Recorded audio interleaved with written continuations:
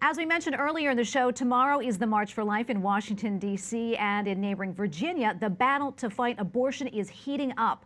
The state has a new Democratic majority, and abortion supporters are hoping to make it a safe haven for the procedure. Joining us now is Kelly McGinn. She is a lawyer and former Republican candidate for Virginia's House of Delegates. Kelly, thank you so much for being here. We appreciate it. Thanks for having me, Tracy. It's a joy.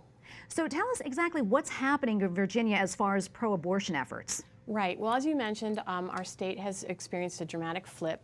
It's now completely controlled from the governor and the two houses of the General Assembly by the Democratic Party and by a pro-abortion majority. And as promised during the campaign, they are very determined to roll back protections that had been in place for women for many years. Protections that I think are very critical for women's health and for their informed consent. Specifically, in committee yesterday and today in the House and in the Senate, bills were pushed through that will hit the floor that will allow non-physicians to perform abortions. For obvious reasons, that's very dangerous, as many of us would agree. It's a very invasive procedure. Also, the informed consent statute that currently is on the books would be stripped away, and an abortion would be treated like any other medical procedure, including like extraction of wisdom teeth. I would posit, as I think a lot of other people would, that women need more information when they're making such an important decision about such a dangerous procedure for their own bodies, and obviously a deadly one for their unborn children. And there are other rollbacks of protections that are proposed and very well may carry include eliminating the 24-hour waiting period that's currently required, informed consent that would allow women to get more information on paper and through an ultrasound procedure, which is currently law. Women get to see their babies in Virginia and understand the gestational age of their baby before they agree to a procedure, and I think that's very important. Do you think this will have any implications on neighboring states? It could. I mean, I've lived in Virginia for over 20 years, and it's hard to imagine how much our state has changed in a short order.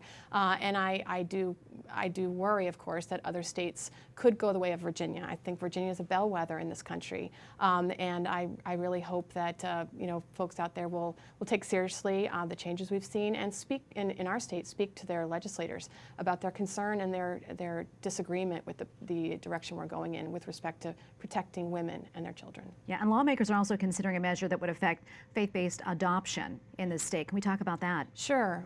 This is very close to my heart because I am an adoptive mother, and I adopted through Catholic Charities. We did our home study there. The measure that is in question would actually eliminate the conscience rule that currently protects faith-based agencies when they place children. Right now, a faith-based agency is allowed to work with families that agree to have similar faith tenets of their faith, shall we say.